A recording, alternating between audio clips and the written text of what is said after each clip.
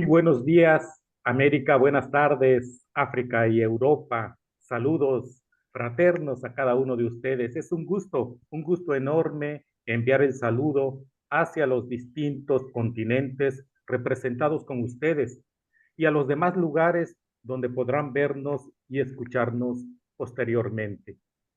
El Centro de Estudios Humanistas de las Américas, el CEA, y el Centro Humanista de las Culturas, damos una cálida bienvenida a la Conferencia Internacional de Inicio de Actividades 2025, presentando la primera y gran aproximación a los grandes orígenes y remotos orígenes de África, a las culturas negroafricanas, sobre todo a su espiritualidad.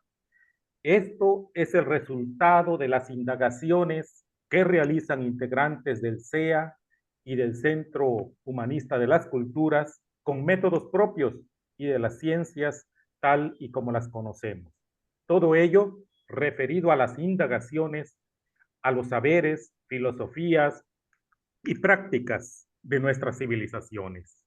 Desde la mirada del humanismo universalista se hablará hoy de las culturas negroafricanas desde sus antecedentes históricos como parte del proceso fundacional de la humanidad para plantear la situación actual y su proyección temporal hacia el humanismo que requieren nuestros tiempos.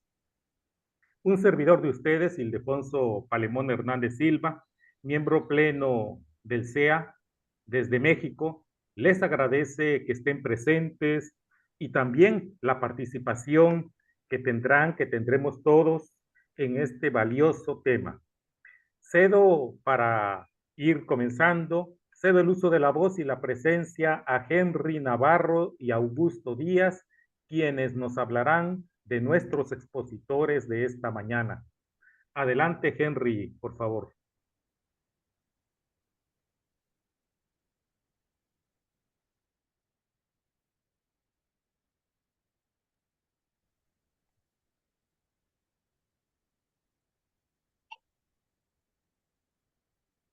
Con tu audio, Henry.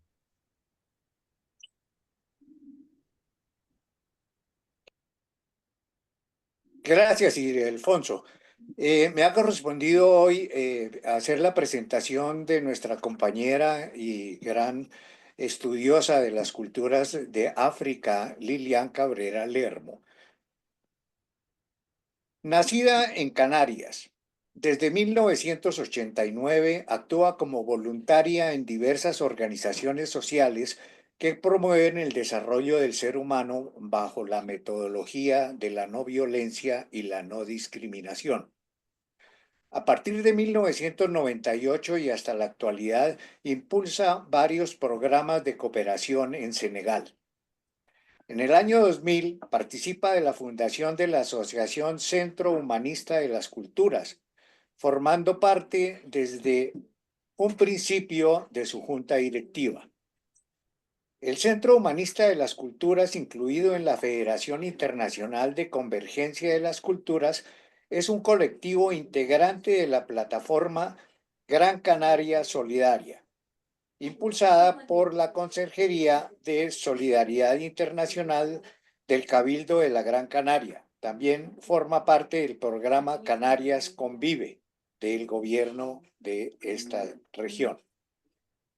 Desde el 2018 promueve junto a otros amigos y amigas la construcción del Parque de Estudio y Reflexión Gran Canaria como ámbito de convergencia e impulso de actividades para el desarrollo personal y social.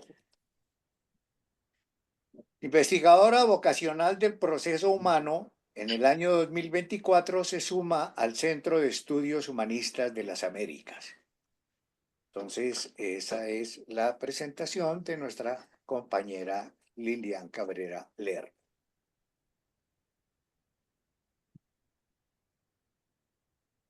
Bueno, a mí me toca presentar a Ahmed Diop, es un activista nato, nacido en Senegal, actualmente vive en Canarias. Participa del movimiento humanista desde 1998 impulsando hasta la época actual diversos proyectos en Canarias y Senegal. Es miembro de la Junta Directiva de la Asociación Centro Humanista de las Culturas, incluido en la Federación Internacional de Convergencia de las Culturas, así como en la plataforma Gran Canaria Solidaria, programa de Canarias Convive, en el cual está conformado por cabildantes y por el gobierno de Canarias respectivamente. Desde el 2021 ha impulsado talleres de teatro social junto a la Asociación Estia, en el Centro Penitenciario de Las Palmas 2 y en el proyecto Agora, en este caso para la inclusión de personas con trastornos de salud mental. En el año 22 actuó como dinamizador en el proyecto colaboratorio GAL2, en centros de educación secundaria de la isla Gran Canaria, con el fin de fomentar la convivencia intercultural. Actualmente desarrolla la misma actividad desde la Asociación Travesías, de la que es parte integrante. Participa además en la construcción del Parque Estudio y Reflexión Gran Canaria como ámbito de convergencia e impulsó actividades para del desarrollo humano. Y a continuación doy la palabra a Carlos Guajardo.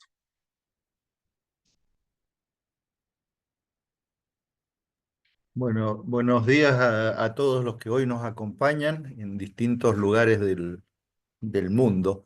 Es un gusto poder interactuar con Lilian y Ahmed, que hoy nos van a eh, ilustrar, por así decirlo, con una perspectiva muy original respecto de lo que habitualmente conocemos, y esto creo que es el desafío permanente que se ha planteado el Centro de Estudios Humanistas, ¿no? Ir más allá de las verdades oficiales, desarrollar investigaciones de acuerdo a una metodología humanista.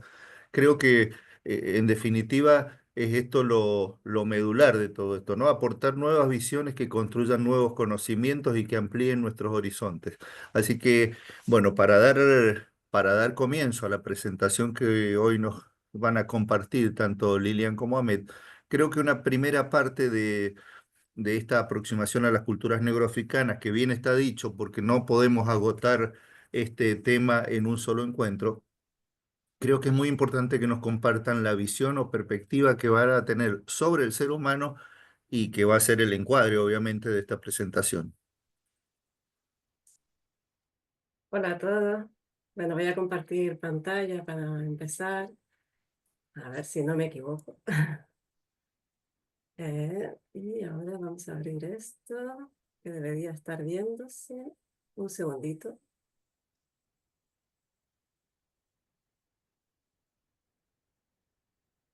Ok.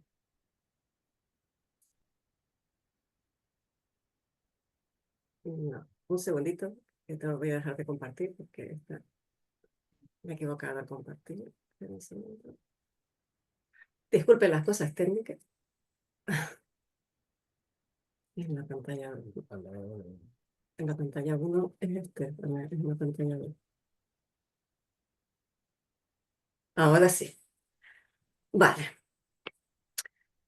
Bueno, este pequeño aporte, ni mucho menos concluido, no lo consideramos concluido, comenzó en el 2021, cuando fuimos invitados por amigos del Centro de Estudios Humanistas de Buenos Aires y de Convergencia de las Culturas a participar de un proyecto de investigación sobre los métodos de conocimiento en las culturas no occidentales y que se presentó conjuntamente con ellos en el 8º simposio del Centro Mundial de Estudios Humanistas. Hoy estamos aquí presentándolo de nuevo gracias al Centro de Estudios Humanistas de las Américas, que abre estos ámbitos de conexión y de intercambio tan necesarios para todos, ¿no?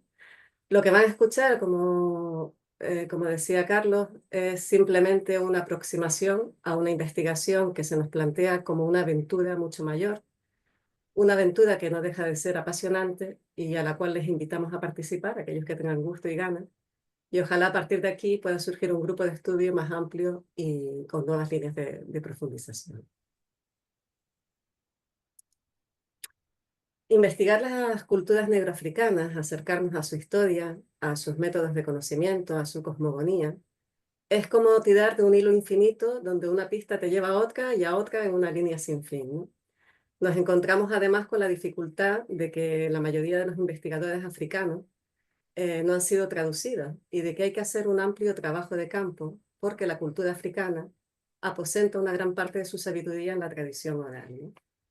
Sin embargo, es un camino apasionante porque estudiar las culturas y el sistema de pensamiento negroafricano nos lleva a conectar con un pasado que cercenamos, ¿no? Con una visión del ser humano no como seres individuales, sino colectivamente unidos y en conexión con su medio, pero también en conexión permanente con lo que va más allá de lo tangible y trascienda a eso que habitualmente solemos llamar la realidad.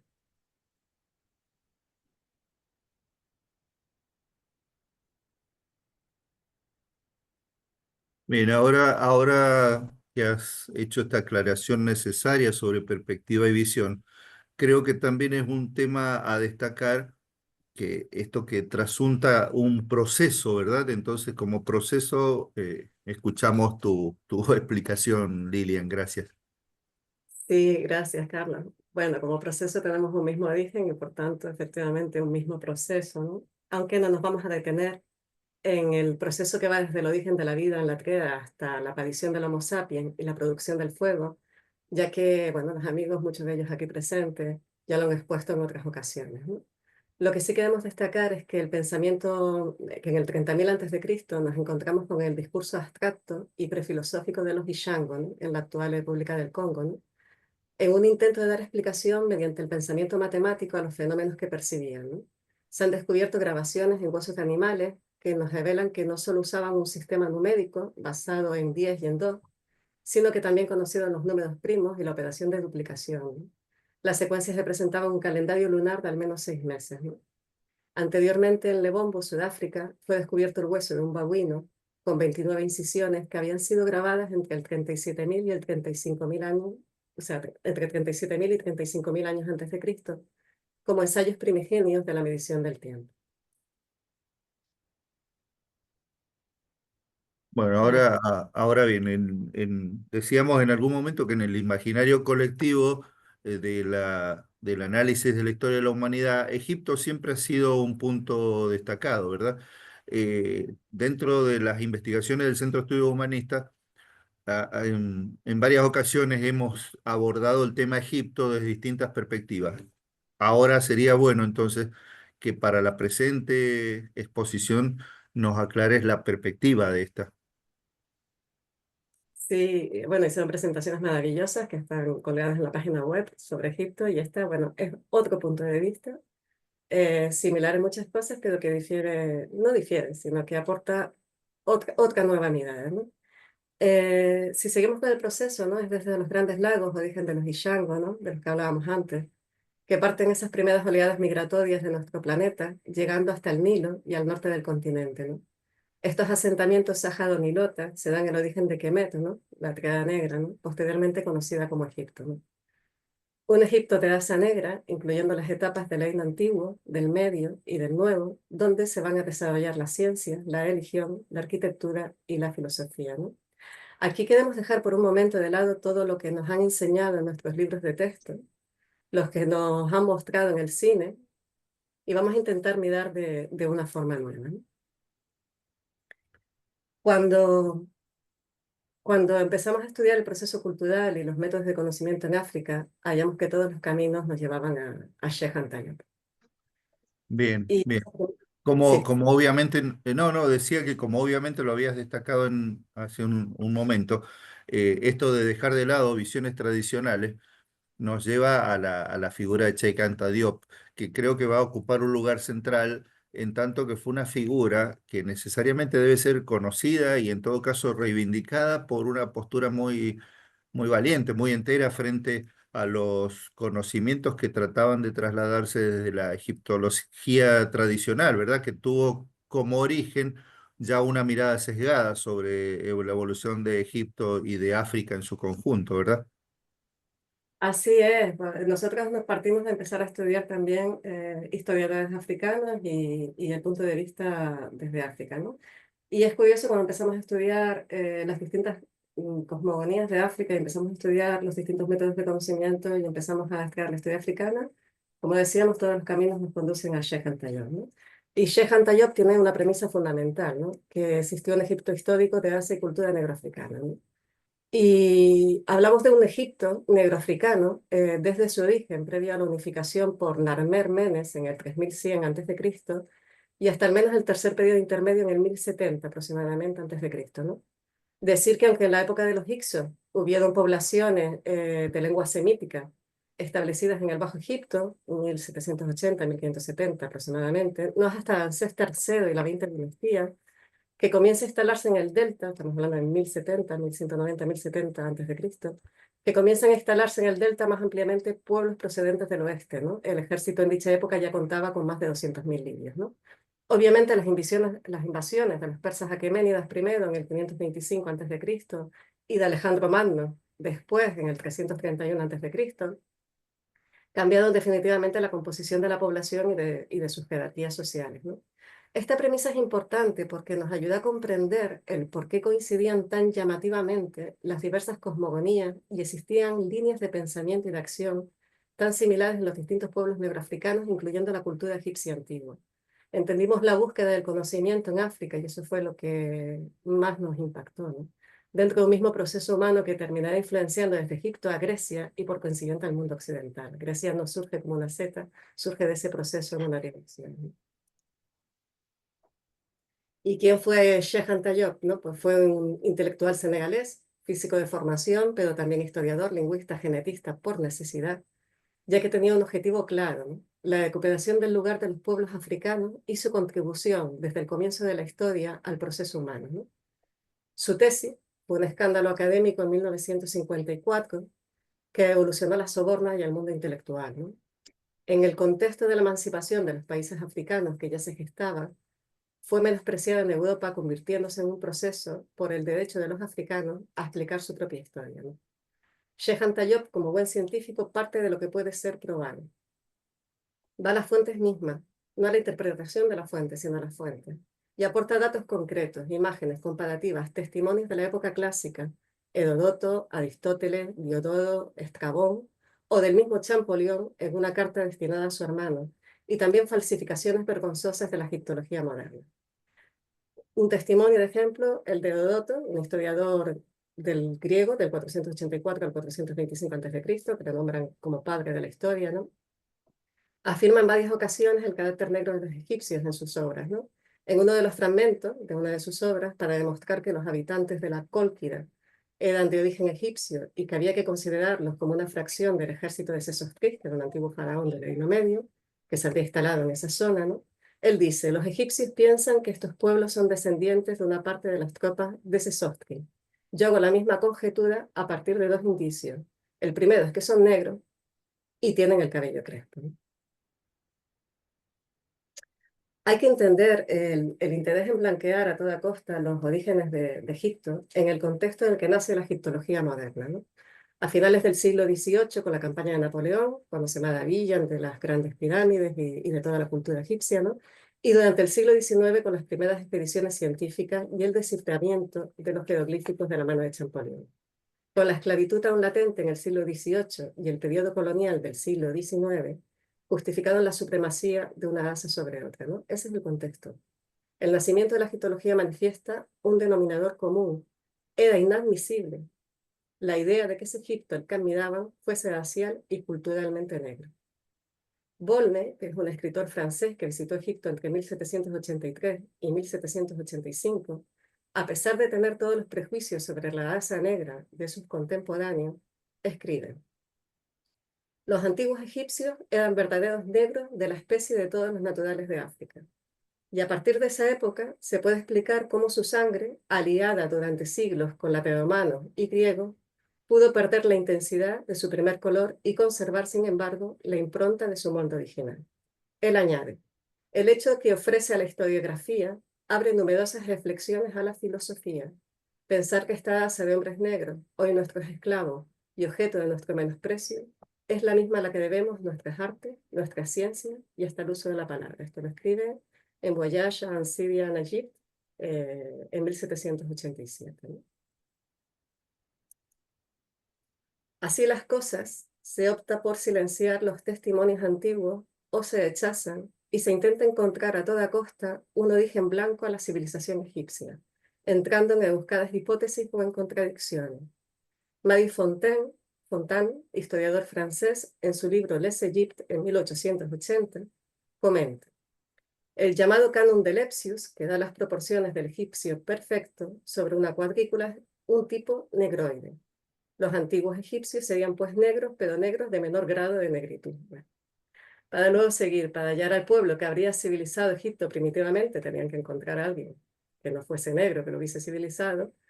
Él dice que una invasión europea habría producido el mestizaje y este libio mestizado con la piel blanca y los ojos azules llegaría para modificar al egipcio primitivo. ¿Acaso este egipcio pertenecería a la Asia indoeuropea? ¿Tendría dentro de sí una esencia aria a través de esa sangre venida de Europa? Bueno, sin comentarios, ¿no? Era un poquito por ilustrar, ¿no? Lepsius llega a decir que los egipcios son leucodermos, blancos, de piel negra, ¿no? Podríamos poner muchos ejemplos más de los que cita Sheikh Anta Diop en su tesis.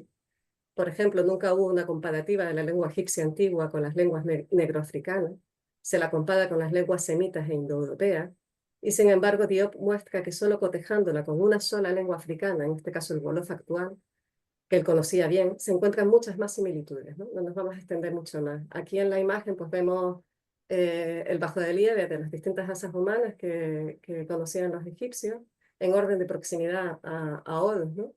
Y en los jeroglíficos indican los nombres, ¿no? Tenemos en primer lugar al egipcio, luego al nubio, seguido de los libios y en último lugar a los indoeuropeos o temejos, ¿no? Como ellos le llamaban, ¿no? Y abajo está la de producción que hace Lepsius cambiando el orden, ¿no?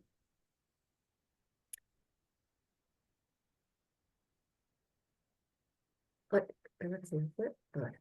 Baste decir que la tesis fue hecha... Ay, perdón, que se me fue la diapositiva. Ahora, si me hace caso.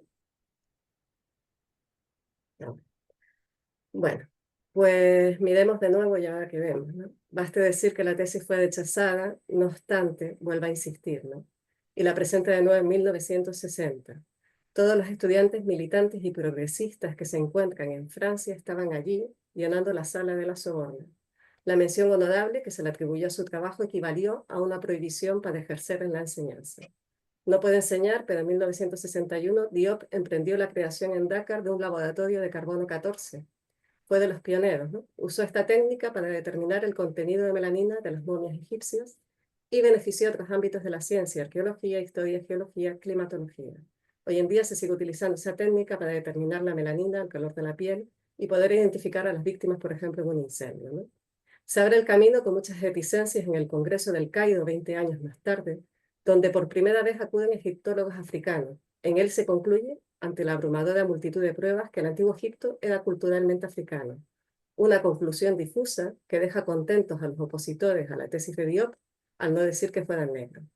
Así las cosas, mientras en África, el Caribe y en muchos países de América, incluyendo un sector de Estados Unidos, impulsado por los estudios afroamericanos, las tesis de Diop se han convertido en hegemónicas, para la egiptología de los grandes centros de producción, la que tiene el presupuesto, la que controla las grandes revistas de divulgación y la educación, esta tesis no existe.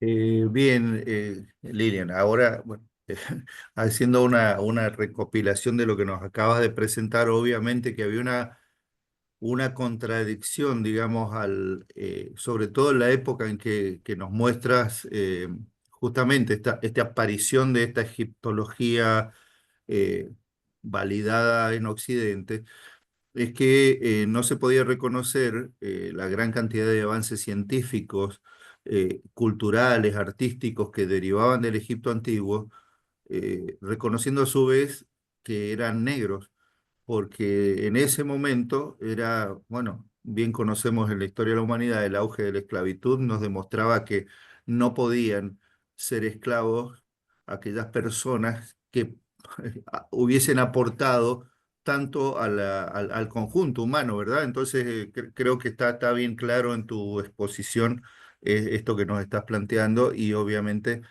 Sheikh Anta Diop creo que dio luz sobre algo que no quería ser visto. Bueno, ahora vamos entonces siguiendo este camino del conocimiento sobre estas culturas egiptoafricanas.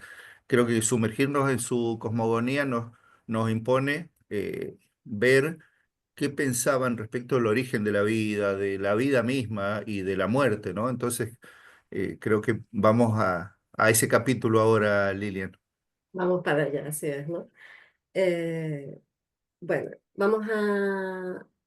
esa aproximación a la cosmogonía egipcio-africana, esa visión que ellos tenían, es lo que determina su mirada en el mundo, ¿no? Siempre había existido, bueno, encontramos fuentes escritas de la cosmogonía egipcia desde los textos de las pirámides del 2600 a.C. aproximadamente. Shehan Tayyop define 3 sistemas de pensamiento sobre el origen del universo y la aparición de todo lo existente, ¿no? Él habla del hermopolitano, del heliopolitano y el menfita, y ahí se podría añadir el tebano como una elaboración de los anteriores, ¿no? Todos coinciden en lo siguiente: siempre había existido primero una materia no creada, sin comienzo ni fin, el equivalente al no ser, que no significa la nada. Es la esencia de todos los seres futuros. En la doctrina heliopolitana, origen de la religión solar, esta esencia o energía primigenia, que denominan Nun, se presenta como un océano sin límite. Contiene además una ley de transformación inherente, un principio de evolución cuyo símbolo es un escarabajo y toma el nombre de Kefer, Kefri, el que viene a la existencia. Del Nun surge la colina primordial, Benben, representada como una pirámide, a veces como un obelisco, que conecta la tierra con el cielo. Y el pájaro primordial, Ben, subir, elevarse, que emite el primer grito y representa la aparición del sonido frente al silencio, elevándose desde la colina primordial al cielo. Para los egipcios, antiguos y las culturas negroafricanas, la palabra es creadora y transmite la experiencia de la divinidad. Pero sobre todo, del Nu surge la primera conciencia, el demiurgo solar, Atún, cuyo nombre significa la luz frente a las tinieblas, y será quien continúe la tarea de la creación. Basta con que conciba los seres para que estos surjan a la existencia. De él derivan las múltiples manifestaciones de la divinidad. También Isis y Osiris, de los que surge la humanidad. Osiris, el dios redentor, que 3000 años antes de Cristo muere y resucita para salvar a los seres humanos y que subirá al cielo a la derecha de su padre, Atún. Ferran Iniesta expone en el pensamiento tradicional africano que numerosas culturas negroafricanas han considerado que la divinidad primordial se despedazó en el seno del absoluto, las aguas infinitas, e inició su acción generadora, forjando el mundo, tanto el invisible, en el que existen muertos y aún no nacidos, como en el visible, que es el breve ámbito del viviente. Las aguas son un símbolo de fundamento de vida para los Pelbodoros de Nigeria o Chad. Muchos pueblos del África Bantú consideran que el difunto viaja aguas abajo del río que les llevará al océano primordial. Para los Dogon de Mali es fuente de todo cuanto existe y el origen del ser. En la cosmología africana del Bantú Congo, al enfriarse la masa en fusión calentada por Kalunga, la fuerza del fuego que emergió en el vacío, en la nada, se produjo el agua y con ella los ríos, las montañas. El mundo se volvió una realidad física flotando en Kalunga. Una mitad emergió a la vida terrestre y la otra se sumergió a la vida submarina, al mundo espiritual. Kalunga es entendida como la fuente y el origen de la vida, la fuerza compartida por todo en la tierra, las plantas, los insectos, las rocas, los seres humanos. Simboliza la fuerza, la vitalidad como principio de mudanza. Para los egipcios antiguos no existía la muerte como algo definitivo, ¿no? Su concepción del ser implica 3 principios. Utilizaremos otra vez a Shehan Tayyop, en este caso en Civilización y Barbarie, ¿no? Primero sería el Set o Het, el cuerpo que se descompone tras la muerte. Segundo sería el Ba, el alma corporal, el doble del cuerpo en el este del África Negra. Y tercero sería el Ka, el principio inmortal que se reúne con la divinidad después de la muerte. Según otras interpretaciones del texto de las pirámides, tendríamos el Ka como fuerza vital, el Ba como esencia individual, alma doble, y para lograr la inmortalidad se debía construir el espíritu Aj. Tanto los textos de las pirámides del reino antiguo como los textos de los sarcófagos en el medio, como su traslación a papiro tras el segundo periodo intermedio y en el nuevo, dando lugar al libro de la salida a la luz del día, popularmente conocido en Occidente como el libro de los muertos, estaban destinados a orientar al difunto en su paso hacia la vida eterna. Posiblemente estos textos debían estudiarse en vida, aunque sin duda el grado de profundización, como siempre, sería elección de cada cual. Sea como fuere, nos relatan un camino que se inicia tras la muerte, donde se debe ascender desde la Duat, mundo inferior, hasta la Het, lugar de conversión en espíritu. El paso más significativo del proceso era el tribunal al que se llegaba, tras haberse enfrentado a Pofio, la encarnación del caos de los bajos deseos, y que estaba presidido por Osirio. No nos vamos a extender mucho aquí porque nuestros amigos lo han explicado en otras presentaciones. En síntesis, pesaban su corazón, que debía ser ligero como una pluma, para que su espíritu pudiese continuar. Para que fuese ligero, sus acciones en vida debían haber estado en consonancia con Mat, que es un concepto de orden cósmico, de justicia, de equilibrio y armonía, que nos une a todos y a todo y que era necesario conservar, es decir, no robar, no mentir, no matar, no ejercer violencia, no hacer sufrir a otro. Hoy en día los Wolof siguen manteniendo la expresión Kolbuyov Telap, un corazón ligero y limpio, para referirse a una buena persona. Si superaban el juicio, conformaban su espíritu inmortal. Aun así, los egipcios no pensaban en un destino final quieto, como puede ser el paraíso en la religión cristiana islámica, sino que en él se continuaba un proceso, un camino. Otros pueblos, como los Bakongo, en la cuenca del río Congo, afirman que la vida del ser humano no tiene fin, que ella constituye un ciclo y que la muerte es meramente una transición en el proceso de mudanza. Tampoco para los bantúes existe la muerte. Para ellos la vida es un continuo proceso de cambio. Citamos de nuevo a Ferran Iniesta en el pensamiento tradicional africano para decir que el concepto de realidad egipcio-africano, no solo en Egipto, sino en culturas como la Sever, va más allá de lo tangible. Engloba tanto lo que es como lo que no es, tanto lo propio del ser como lo que va más allá de su existencia. Teniendo en cuenta que en la representación africana lo divino se halla presente en todo lo existente. Mencionaremos los comentarios de Shahan Tayob para ilustrarlo, recogidos en este mismo libro. Las culturas africanas nunca han podido verse dominadas por el pesimismo europeo, justamente porque la concepción africana nunca se vio seccionada de la divinidad ni proyectada a una soledad absurda. Bien, en el conjunto de las investigaciones que ha desarrollado el Centro de Estudios Humanistas de las Américas, el foco ha estado puesto muchas veces en la búsqueda de momentos y actitudes humanistas, ¿no? Consistente con el pensamiento del nuevo humanismo universalista.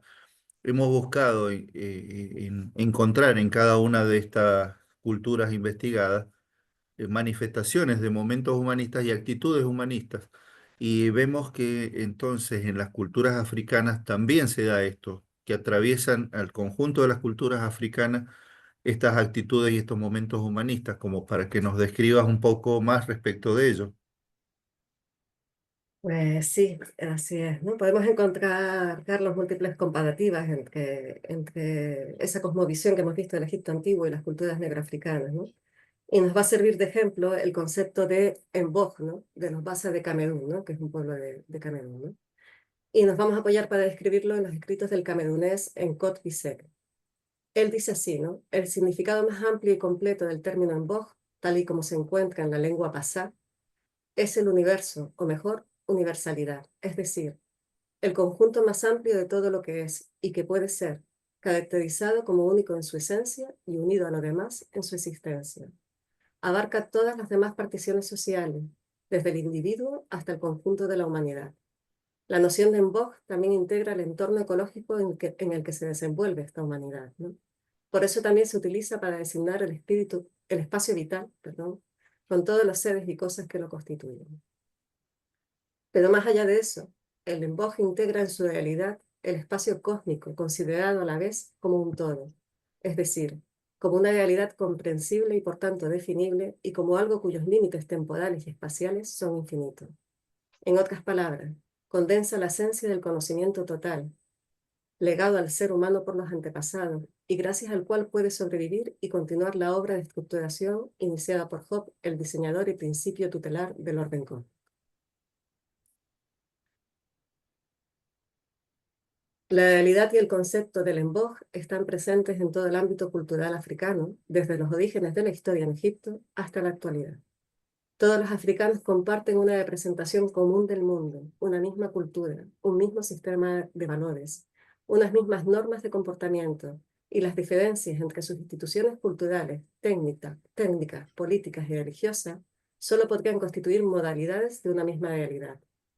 De hecho, y partiendo de estas bases, Resulta al examinarla que las prácticas y actitudes espirituales, morales, intelectuales, estéticas o técnicas propias de la totalidad de los pueblos del África negra, desde la antigüedad egipcia hasta nuestros días, revelan su profunda unidad incluso cuando parecen haber sido totalmente fagocitadas por las culturas importadas árabe-musulmanas o judeo-cristianas.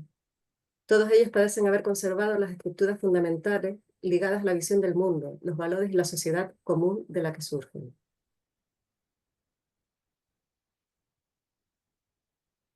Los Bassa a través del Mbog, como los Dogon de Mali a través del principio Ogo, los Mosi de Burkina Faso a través de los Mog, los Wolof de Senegal habrían conservado el concepto clave de Mbog, los Bakosi del sudoeste de Camerún bajo el nombre de Mbogwo. Los Adjedai del Chad han conservado el culto al Margai, equivalente al mate egipcio. Los Malgaches conservan el principio axiológico fundamental del foco. Los Sada Majingai y los Bakongo perpetúan las tradiciones político-místicas vinculadas a la misma visión. Los haitianos, brasileños, cubanos y otros africanos de la diáspora lo traducen en sus estructuras simbólicas y psicológicas esenciales. Los bamigleques del oeste de Camerún manifiestan esta visión en el orden social y simbólico, etc. Pero la composición de la totalidad de las manifestaciones de estas culturas constituye, como en un gigantesco rompecabezas, la sinfonía de todas las partituras de la obra universal a la que contribuye el Mbog. Los antiguos egipcios y los Bassa comparten la misma concepción y denominación para símbolos como el gran toro, una totalidad dinámica existente, dotada de una intencionalidad que da coherencia última a su evolución. Atún para los primeros, Batún o Tún, repiten a la misma idea de una gran capacidad de contención espacial, temporal o conceptual, dentro de la cual se produce la gestación del ser.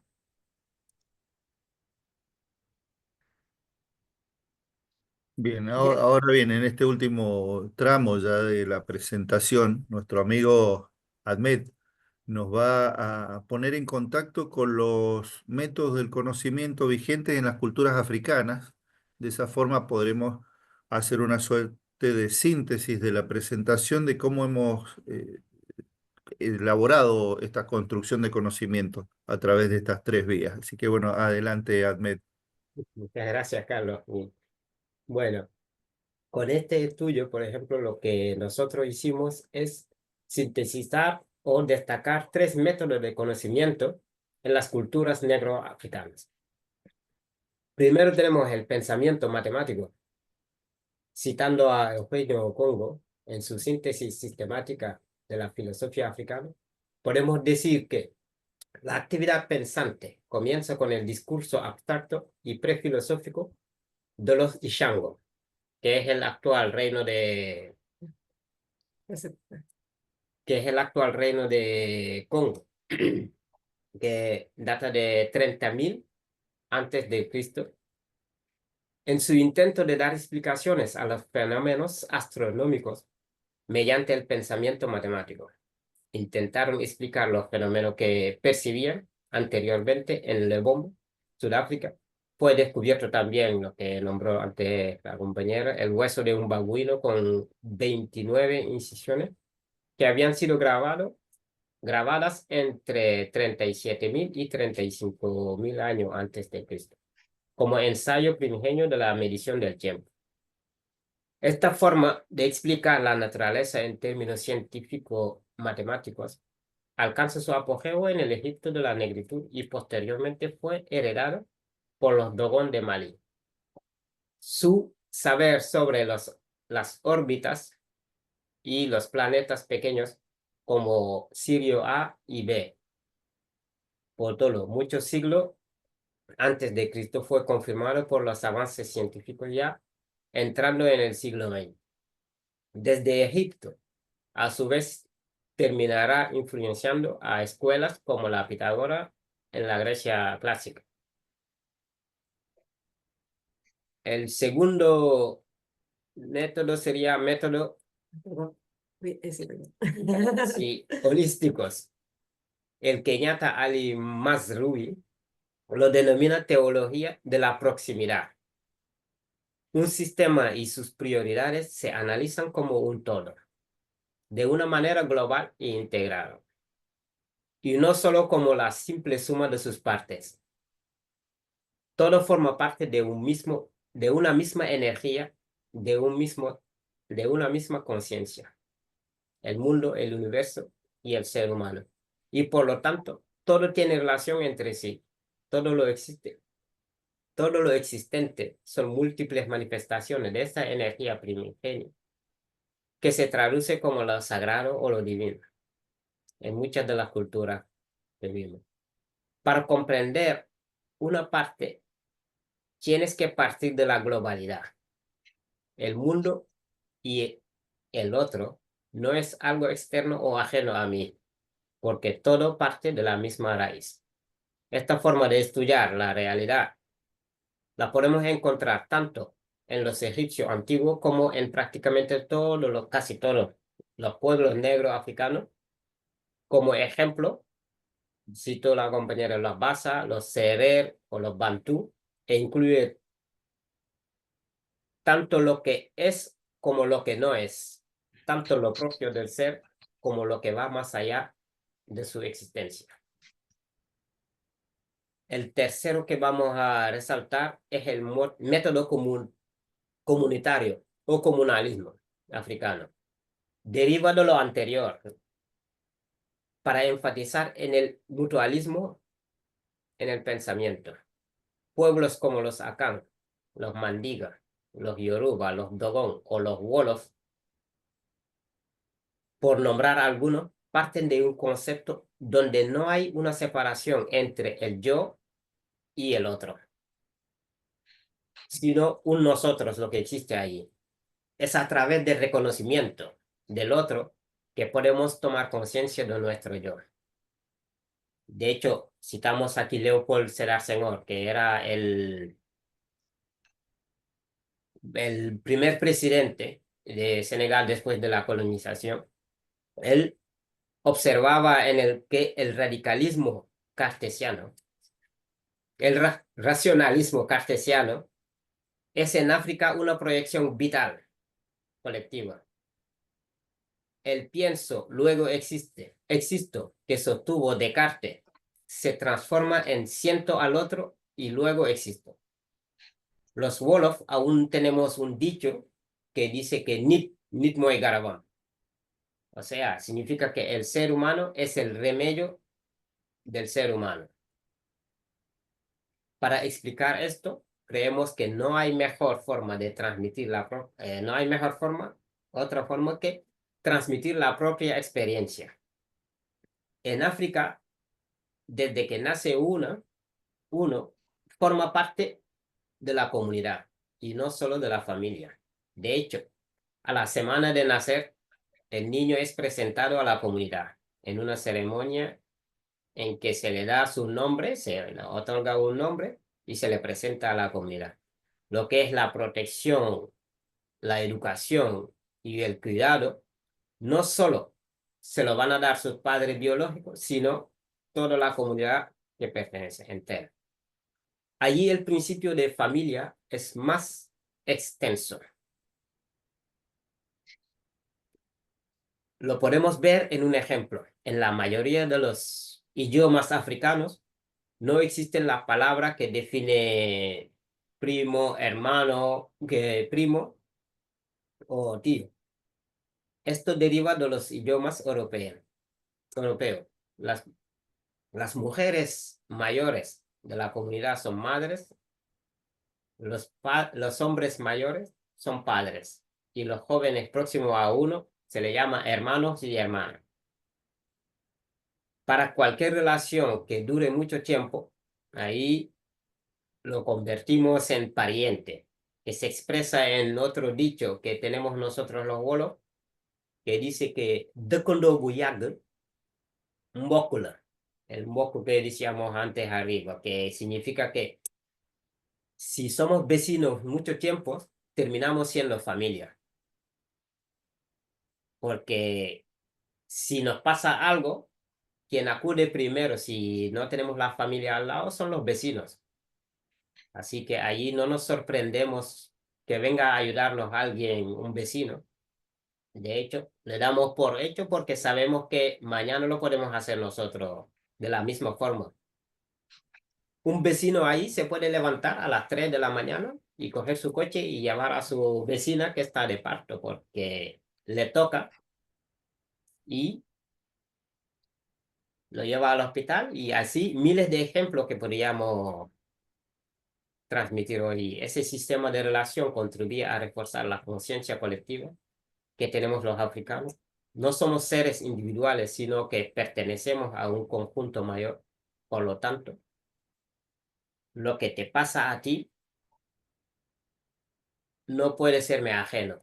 Y lo que me pasa a mí lo tienes incorporado también. Y es una mirada de todo. Bueno, para entender eso creemos que lo mejor es que ustedes pueden de alguna manera también experimentarlo. Y para ello haremos una experiencia guiada que nos pueda acercar a esa mirada africana. Esperamos de corazón que este puede ser un camino abierto al reconocimiento y al estudio sincero del continente negro africano, que no solo fue una de la humanidad y el comienzo de un proceso que nos une a todos y que aún no se ha detenido, sino que al recuperar su esencia puede mostrar una verdad que nos conecta con lo profundo, con la profunda sabiduría a lo que se puede acceder desde lo que no se puede acceder desde el racionalismo occidental. Así que, Pues Bueno, pasaré la muchas semana gracias. acá. Gracias, Lilian, Ahmed. Qué mejor cierre que este para la presentación que nos va a dar paso ahora a la experiencia guiada, que esto que acaba de expresarnos Ahmed, ¿no? De esta comunión, esta unión entre todos, este profundo mensaje humano de que nada de lo que le pase al otro me debe ser ajeno, ¿sí?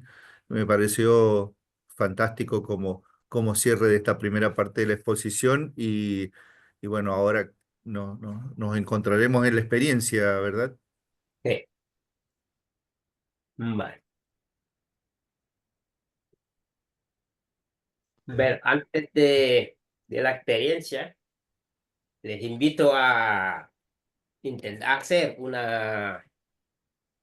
vamos a hacer un breve relax para ir entrando en predisposición. Observo las inquietudes de mi mente. Localizo las tensiones que siento en mi cuerpo. Observo los sobresaltos que da mi corazón. Ahora voy aflojando mi cuerpo, mi corazón y mi mente. Donde noto tensión, lo aumento al máximo y aflojo enseguida hasta llegar al punto de relax.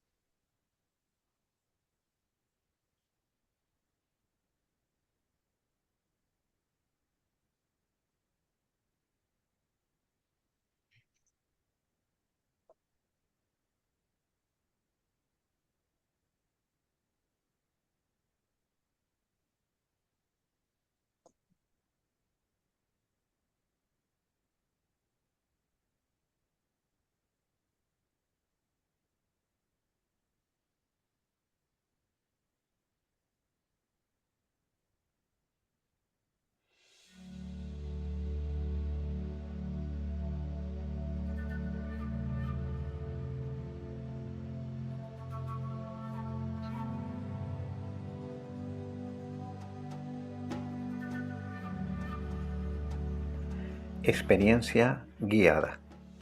Un día africano. Estoy sentado en el patio abierto de una casa africana. Desde las habitaciones que dan a él, escucho voces animadas y veo a gente entrando y saliendo. Algunos pertenecen a la familia, A otros no los conozco, pero percibo que son amigos o vecinos. A veces no distingo quiénes son unos o quiénes son otros, y por un momento me siento incómodo.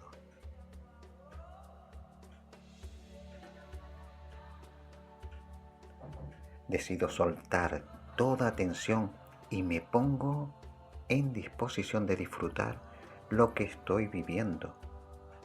El sol calienta mi rostro. Observo a las mujeres atareadas preparando la comida en un enorme caldero sobre ascuas de carbón.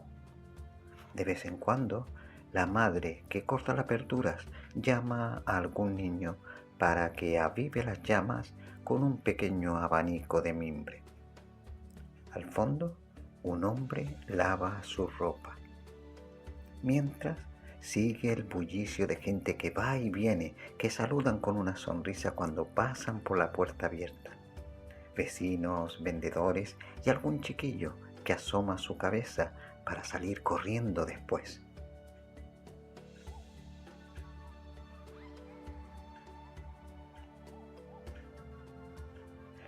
No entiendo sus conversaciones, pero por el timbre de su voz comprendo los saludos afectuosos, mucho más largos que un simple hola, y también las bromas que siguen a ellos. El tono es alegre, para mí como un día de fiesta, para ellos lo habitual. Me siento incluido en todo momento, como alguien más de la comunidad.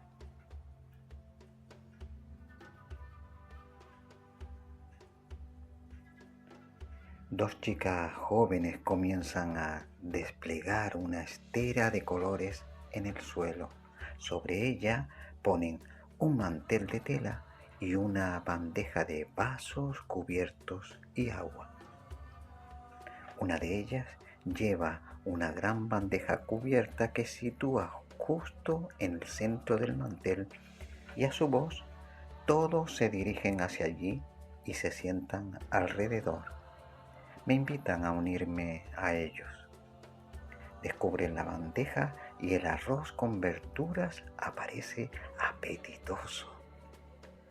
Comenzamos a comer con gran placer. Observo cómo la madre se preocupa en repartir los diversos alimentos para que todos podamos disfrutarlos.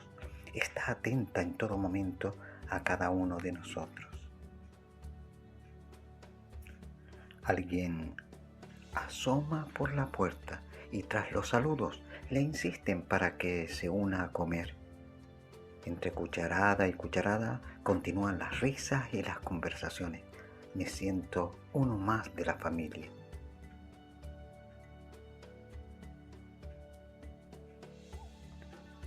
Una vez saciados, los últimos en terminar, ayudamos a recoger el ámbito, dejando la estera donde las mujeres más mayores se recuestan. Un joven comienza a hacer té en una pequeña tetera sobre el hornillo de carbón. Agita el fuego con el abanico mientras charla animadamente con el resto. En una pequeña bandeja tienen desplegados unos vasitos de cristal. Es todo un ceremonial. Contemplo maravillado cómo pasa el líquido de un vaso a otro, sirviéndolo desde lo alto sin derramar ni una gota.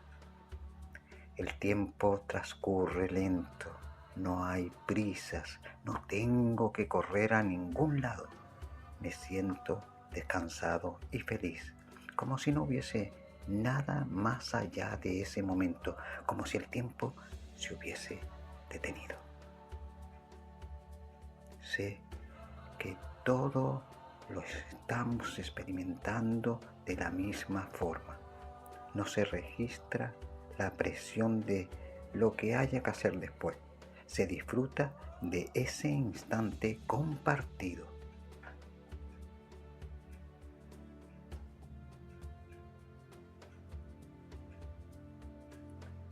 Con el té van pasando las horas. Algunos de los que estaban han partido a realizar sus actividades y la casa ha quedado un poco más vacía. La tarde va cayendo y me encuentro solo en el patio. Se escuchan algunas voces de fondo en el interior de las habitaciones. De pronto, un hombre entra.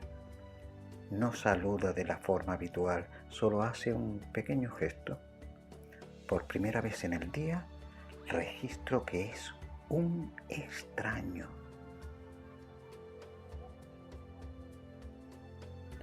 Se sienta en una silla de plástico frente a mí y mantiene la mirada baja. No dice nada. Automáticamente siento desconfianza y las imágenes de lo que puede suceder desfilan por mi cabeza, produciéndome temor.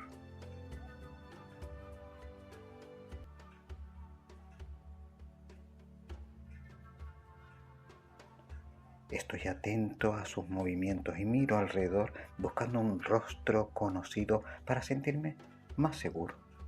Entonces entra uno de los miembros de la familia, se acerca al hombre y empieza a conversar con él.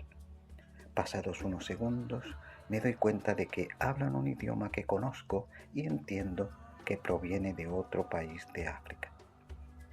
Comienzo a relajarme.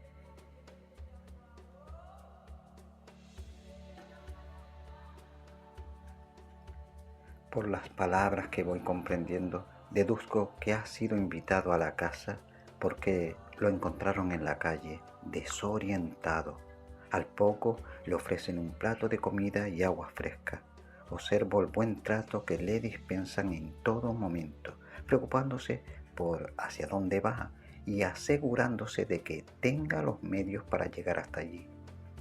Lo miro con mayor cercanía, como a uno más de los rostros que han pasado durante el día, y caigo en cuenta de cuán diferente es el trato en la ciudad de la que provengo con respecto a lo que estoy sintiendo aquí, donde la alegría del otro es mi propia alegría y su sufrimiento no puede ser ajeno a mí.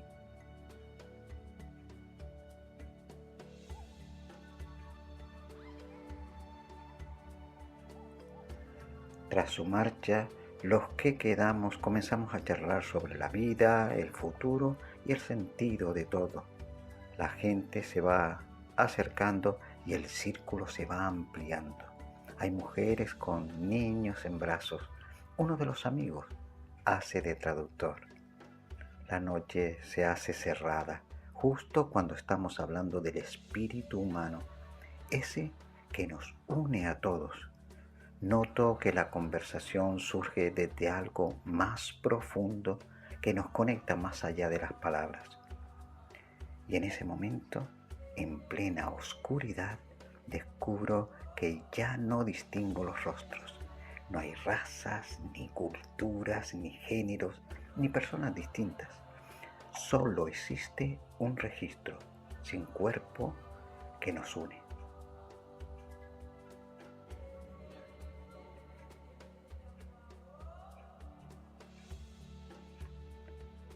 Y al levantar los ojos y vislumbrar las estrellas lejanas, intuyo por un instante que, efectivamente, en todo lo existente habita un plan, que hay algo a la que todos pertenecemos, que nos precede y que nos continuará.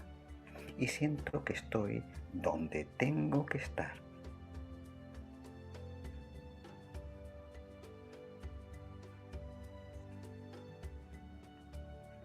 Nos levantamos para irnos sin prisas, y en esta lenta despedida presiento que, para mí, a partir de ahora, ya nada será igual.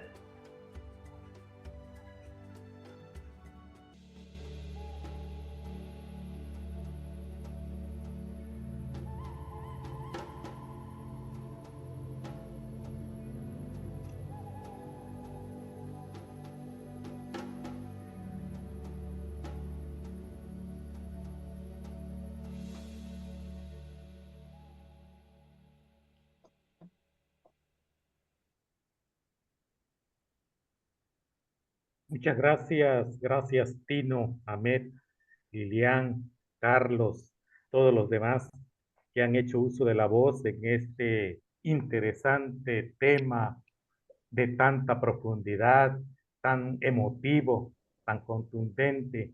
Y con esto arribamos a la parte final del primer encuentro de este año. Pues con las preguntas que pudieran tener ustedes, unas 3, 4 preguntas, damos paso a ello para encaminarnos al cierre de este emotivo, trascendente encuentro. Y precisamente en esta temática que nos recuerda la integralidad, la comunalidad que decía Ahmed, y el papel de mayores, de los mayores, de los que son en edad similar o igual a uno. Algo, Ahmed, que decía yo, para mí, ahora te lo pregunto, ¿y cómo consideramos a los niños, a los pequeños, a los que son menores de uno, en esta visión, en esta comunalidad africana? Y esto pues es una pequeña parte de todos los elementos trascendentes y profundos que se han tocado, y desde luego con la vibrante narrativa que creo que fue Tino, el de la voz. ¿Qué papel tienen los niños, Ahmed, Lilian? Sí, esa sería mi pregunta para preparar las demás preguntas que pudiera haber. Responde tú, responde. Eh, en esta pregunta, por ejemplo, lo que suelo responder, que no es la primera vez que nos lo preguntan, ahí existe un dicho que dice, sería, la traducción voy a decir, es como derecho de haber nacido primero, por ejemplo. Al yo ser mayor que tú, tengo derechos sobre ti, pero también tengo obligaciones sobre ti. Ya de entrada la comunidad sirve de cuidador de la menor, por ejemplo, o el menor que acaba de nacer. Pero después, si la gente, los que de mayor edad, yo tengo obligaciones sobre ellos, que es la protección, la educación y el cuidado. Así que toda la comunidad, ya de entrada, al cuidar este menor, por ejemplo, él ya está recibiendo algo que mañana tendrá que devolver, que es el cuidado de los que nacen después de él.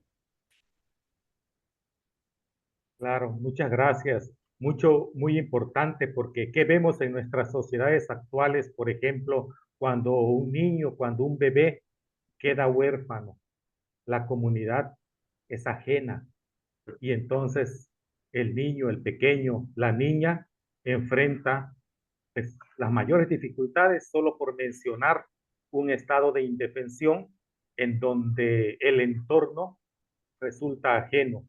Y eso es lo que no ocurre en esta comunalidad africana, y que también está presente en otros de nuestros pueblos originarios. Gracias, Ahmed, por ese comentario. ¿Y alguien más gusta hacer uso de la voz por alguna pregunta, algún comentario a nuestros expositores? La experiencia fue bellísima, refiero a la experiencia guiada, tanto en contenido, en sonido, en integralidad, ¿sí? Nos va llevando a la parte social desde el inicio, ¿sí? Y al final nos deja con un plan cósmico emocionante. Fui tocado por esa experiencia, gracias. Excelente, Telo. Muchas gracias por compartir. ¿Quién más gusta Bien, hacer bueno, uso de la voz? y Ildefonso, en principio he tenido contacto, por suerte, anticipadamente con la conferencia que íbamos a recibir hoy, los contenidos, y el intercambio fue muy bueno. Así que es agradecerle a Lilian y a Medi, obviamente, informarles de en lo personal hablo, y creo que muchos de los presentes, la expectativa sobre la continuidad de esta presentación. Entiendo que hemos visto una parte que ha sido, como decía Telo recién, muy conmovedora, sobre todo esto, ¿no? habernos sumergido, gracias a la voz de Tino, en este día africano que suele presentarnos una realidad tan distinta a la cotidiana que tenemos acá con esta vida occidental, ¿no? Que atravesamos alocada, muchas veces sin pausa, con distancia, sin comunicación. Así que solo agradecerles el habernos puesto en contacto con esto y reiterarles la expectativa de la continuidad de esta presentación que seguramente va a ser tan apasionante como esta.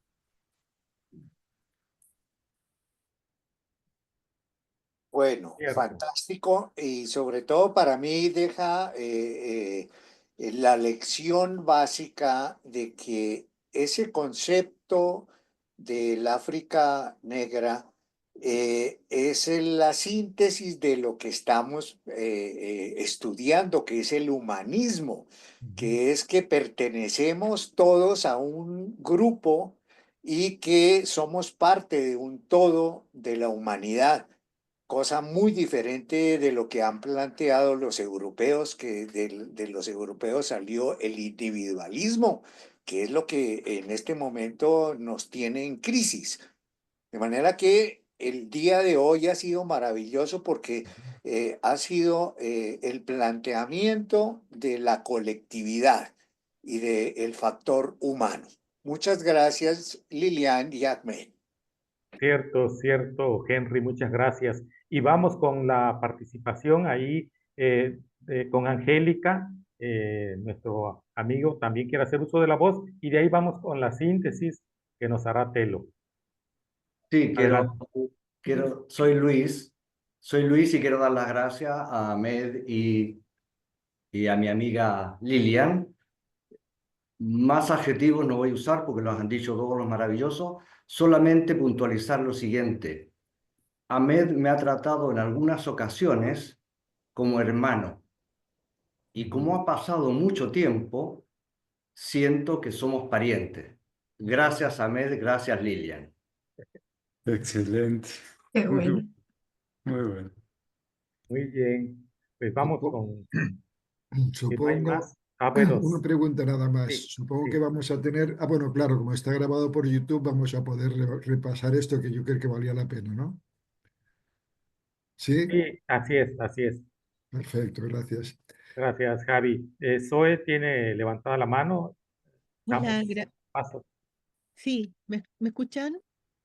Perfecto, soy. Muchas gracias. Una pregunta.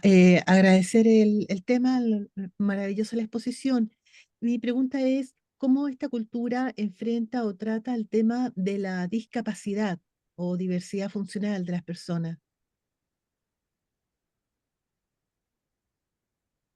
Ahí, por ejemplo, es casi como el menor que es indefenso o sin saber por qué. El de la discapacidad, por ejemplo, está limitado respecto a la comunidad, por ejemplo, y allí se ve que también no hay diferenciación mucha. Ahora sí, por ejemplo, pero en lo que conocemos en la antigüedad, no hay mucha diferenciación en que tiene discapacidad y el que se supone que no tiene discapacidad, porque todos, si miramos, fallamos en algún lado. Yo puedo, al parecer, ser alguien que digo que soy normal, bueno, no tengo discapacidad, pero en parte hay en alguna parte donde el que tiene discapacidad, por ejemplo, me puede apoyar a mí, o sea que yo soy el discapacitado. No sé si me entiende lo que quiero decir, que el apoyo se presta al que pertenece a la comunidad. De hecho, algo que se me olvidó nombrar es para elegir el nombre de una de las personas, por ejemplo, yo tengo que referirme a mis guías o a las personas que son referencia para mí, que cojan cualidades o 7 o las máximas cualidades buenas que yo aprecio en esta guía, por ejemplo, y le doy el nombre. Y esa persona tiene responsabilidad de cuidar al niño, así que yo creo que ahí, no sé si he respondido bien la... Mira, la pregunta va enfocada en lo siguiente. Tú te referiste al tema del racionalismo en el mundo occidental. por el racionalismo, a las personas con discapacidad se les ve como cierta deficiencia y se usan términos como trastorno, minusválido, inválido. O sea, Sí, hay una categoría como de inferioridad frente a las personas con discapacidad. Entonces, sí. en esta cultura donde el racionalismo no opera como opera en el occidente, mi duda surge si acaso tienen un tratamiento más digno para las personas con discapacidad. Se le trata igual. No, ni, si lo que quería decirte es que sé dónde va la pregunta, pero ahí no hay una diferenciación como aquí. Por ejemplo, aquí se le tratan no tienen un trato, como diría yo, que yo he trabajado con ellos, no es de la misma forma, sino un poquito tienen más limitación, le hacemos más dependiente. Y ahí la verdad es que intentamos, de lo que he visto yo, la experiencia, intentamos de tratar todos los miembros de la comunidad por igual. Que necesitas que te ayude a subir las escaleras, por dar un ejemplo, lo mismo que lo necesita una persona mayor, que le voy a ayudar, lo mismo. Y en medio, por ejemplo, de que en el tema de organización o de, ¿cómo diría yo? Eh, Instalaciones, por ejemplo, no hay medio para hacerle como aquí, por ejemplo, ponerle las cosas cómodas o lo que he visto en Oslo. Pero ahí lo que es el trato es igual, es igual. Y de la misma forma que a los gente mayores aquí se le hace conspiración y como que se le apartan, ahí las personas mayores están consideradas como biblioteca, por ejemplo, que hay que cuidarle. Ujú. Gracias, gracias. Vamos con Juan Manuel. Gracias. Primero que quería felicitar a Liliana y a Ahmed y a todos los del equipo por esa maravillosa presentación. Surgen muchísimas preguntas, pero hay una pregunta que me interesa mucho, es cómo en África ven el tema de la sexualidad, que aquí en América o en Occidente se ve diferente, es decir, cuando una persona nace con un sexo, pero de pronto se expresa con otro género, ¿sí? ¿Cómo manejan ese tema? Porque sabemos que en América, en las culturas ancestrales, no los aislaban, sino que daban un tiempo para que ellos definieran su género y su sexualidad, por así decirlo. Entonces quisiera conocer un poco ese tema. Gracias. Es verdad que las culturas africanas actuales están blindadas por la influencia musulmana y la influencia cristiana. Y eso opera con fuerza. Entonces sí que es verdad que en esa parte formal opera con fuerza. Pero es desde ese otro registro que estábamos hablando antes, donde nos ubicamos a todos en la misma esencia, en esa misma energía, donde ya no se establece la diferenciación. Lo que, claro, lo que intentamos rescatar aquí es ese pasado que une a todos y que por eso quizá yo por mi experiencia sé que los musulmanes de África no tienen el mismo registro en encarar la religión que lo tienen los musulmanes, por ejemplo, de otros países, ¿no? Y es porque esa esencia y esa mirada del mundo de la que estábamos hablando antes prima con fuerza, ¿no? Entonces, aunque puedan haber prejuicios externos en un momento dado, impulsados por esas otras doctrinas que se impusieron en un momento dado, el africano cuando conoce al otro, y eso lo he registrado yo, deja de ver la diferencia. Da igual cuál sea su sexualidad, porque deja de ver la diferencia. Cuando mira al otro, una cosa es cómo está aceptado socialmente, porque hay una religión y unas normas en muchos países que lo imponen, que son posteriores, y otra cosa es desde ese registro y desde esa esencia, cómo lo miran, ¿no? Entonces, aquí lo que estamos intentando rescatar es ese origen, ¿no? Que era común y que luego se vio distorsionado por otras miradas, ¿no? Gracias, Liliana. Muy bien, pues vamos con la síntesis para concluir con nuestro amigo Telo.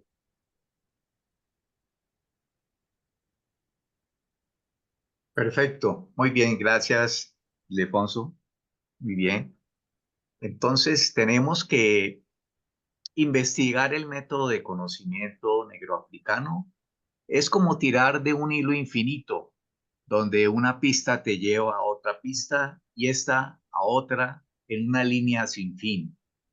Nos encontramos además con la dificultad de que la mayoría de los investigadores africanos no han sido traducidos y de que hay que hacer un amplio trabajo de campo, porque la cultura africana aposenta su sabiduría netamente en la tradición oral. Así que consideramos nuestro aporte simplemente como una aproximación a una investigación que se nos plantea como una aventura mucho mayor, una aventura que no deja de ser apasionante, a la cual les invitamos a participar. Ojalá a partir de aquí pueda surgir un grupo de estudio más amplio y nuevas líneas de profundización, porque estudiar el sistema de pensamiento negroafricano nos lleva a conectar con un pasado que cercenamos, con una visión del ser humano, no como un ser individual, sino colectivamente unidos y en conexión con su medio, pero también en una conexión permanente con lo que va más allá de lo tangible y trasciende a eso que habitualmente solemos llamar realidad. Muchas gracias. Muchísimas gracias, Telo, por esa síntesis para pues cerrar este primer tema. Efectivamente, vienen otros que estarán profundizando en culturas específicas y que en este primer semestre nos completarán una visión más amplia, más profunda, y vamos seguramente a ahondar en esa integralidad de la vida que nos decían Lilian y Ahmed. Así que muchísimas gracias a todos, a cada uno de ustedes.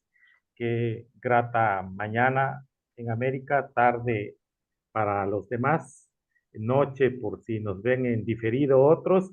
Es un gusto que hayan estado aquí. Nos vemos en el siguiente evento público del centro. Esto será en marzo 30 y hablaremos de la cultura Zoe.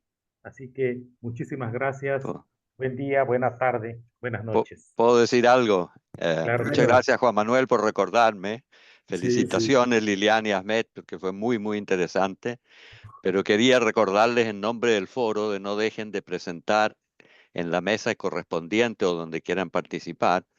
Entiendo que está todo el CEA trabajando ahí, es decir, que haya copia de la presentación, porque hay muchos que se están poniendo en marcha y tener modelos que son tan interesantes y compactos como el que hemos visto hoy puede ser de mucho beneficio para muchos. Eso. Gracias, Antonio. Sí, Gracias. para sintetizarte, tuvimos una primera reunión y más o menos ya tenemos los lineamientos que vamos a enviar al foro. ¿Oíste, Antonio? Sí, sí. Estaremos enviando todos los documentos. Ah, qué bueno, ¿no? Claro, y muchísimas gracias por la invitación al foro. Ya, yo antes de terminar, quiero agradecer a los amigos del Centro Humanista de las Culturas aquí, que siempre han apoyado, y también al Centro de Estudios Humanistas de las Américas, porque me han apoyado a mí y a mí muchísimo para hacer esta presentación. Con poco tiempo, les he dado muy poco margen y les quiero mandar un abrazo muy agradecido a todos y a cada uno. Gracias, Lilian. Gracias, Ahmed, por todo. Muchas Excelente. gracias. Gracias por esta Súper. presentación. Gracias, muy bueno Un todo. buen día para todos.